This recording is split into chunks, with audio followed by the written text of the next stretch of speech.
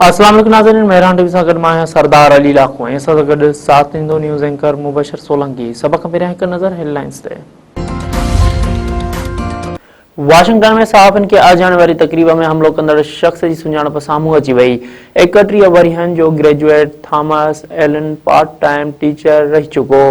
Washington जी police जो चवणु आहे त शक आहे त जवाबदार हिल्टन होटल में मेहमान हो, पर उन ॻाल्हि जी अञा तस्दीक नाहे थी सघी। उहो बि मालूम नाहे थियो त हिन हमलो छो कयो ऐं हिन जो टारगेट केरु हो। अमरीकी सदर डोनाल्ड ट्रंप चयो आहे त हमलो कंदड़ शख़्स 15 गज़ जे विथीअ तां फायरिंग कई। निशानो आउं हुअसि। हमलो कंदड़ वटि केतिरा ई हथियार हुआ। वाक़िए जो ईरान जंग सां को तालुक़ नाहे। हिकु अहलकार खे गोली लॻी पर बुलेट प्रूफ जैकेट सबब महफ़ूज़ रहियो। हमले बाद व्हाइट हाउस में मीडिया सां ॻाल्हाईंदे अमरीकी सदर वधीक चयो आहे त ही इंतहाई हैरत जोॻो लम्हो हो। मूं ॾिसण जी कोशिश कई त छा थियो आहे, पर मेलानिया फौरी तौर चयो त ख़राब आवाज़ आहे। हमलो कंदड़ शख़्स जो तालुक़ कैलिफोर्निया सां आहे। अहलकारनि बर वक़्त कार्रवाई करे हज़ारे माण्हुनि जूं जानियूं बचायूं। जल्द पतो लॻाए वठंदासीं त हमलो कंदड़ अकेलो शूटर हो। सदर ऐं वज़ीर आज़म पारां वाशिंगटन फायरिंग वाक़िए जी मज़म्मत। वाक़िए खे दहशतगर्दीअ जो इंतहाई किरियल क़िस्म करार ॾेई छॾियो। अमरीकी सदर ऐं ख़ातून अव्वल जे महफ़ूज़ हुजण ते इत्मिनान जो इज़हार।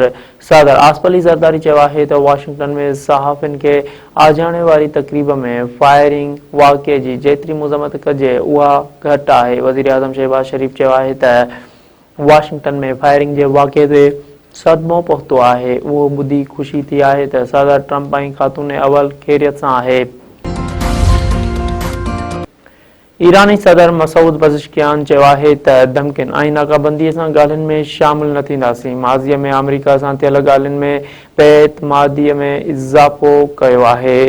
पंहिंजे बयान में ईरानी सदर वधीक चयो आहे त जेसिताईं जारिहाना क़दम ख़त्म न कया वेंदा, एतमाद बहाल न थी सघंदो। ईरान मसइलनि खे हल करण लाइ मुनसिफ़ाणे ऐं मंतक़ी रस्ते जो आजियां कंदो। इत्तलाआत वज़ीर अता तारड़ चयो आहे त भारत दहशतगर्दनि जी मदद कंदो रहे थो।